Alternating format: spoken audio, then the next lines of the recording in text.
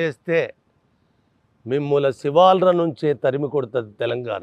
మళ్ళీ ఒకసారి చెప్తున్నా, మీకు పాలనపరమైన దోషాలు జరిగినప్పుడు మీరెందిరా పడగొట్టేది?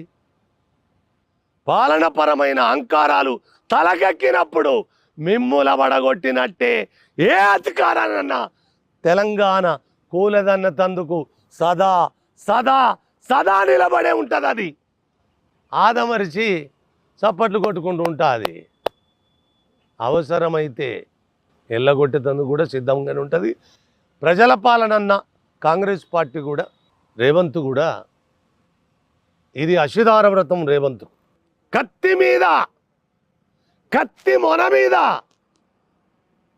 వ్రతం చేస్తున్నాడు.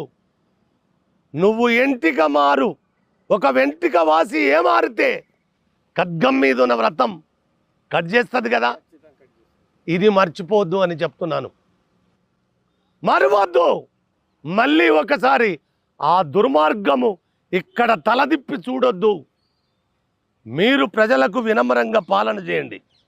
మీరు ప్రజలకు విధేయంగా అడుగులేయండి. ప్రజలకు విధేయంగా ఎత్తుగడలేసుకోండి, మార్పులు చేసుకోండి. ప్రజలకిచ్చిన మాటను నిలబెట్టుకోండి. మిమ్ముల ప్రజలు ఎప్పుడు తల మీద ఎత్తుకుంటారు.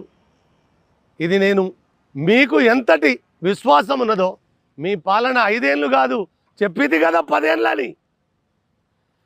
మీరు 10-12 ఏళ్ళు పార్లమెంటు సీట్లు గెలవండి. ఇదే ఆర్టికల్ సాక్షిగా చెప్తున్నా. మీరు ఒకరి ఎంబడి ఒకటి కుట్రలు చేసుకోకపోతే 10 ఏళ్ళ అధికారం మీదే. ఒకవేళ 10 ఏళ్ళ అధికారం తలకిందులైతే తప్పు మీదైతే తప్ప ప్రజలది కాదు.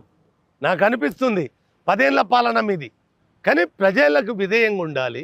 ప్రజల పాలన పరమైన ప్రజల హితం కోరాలి.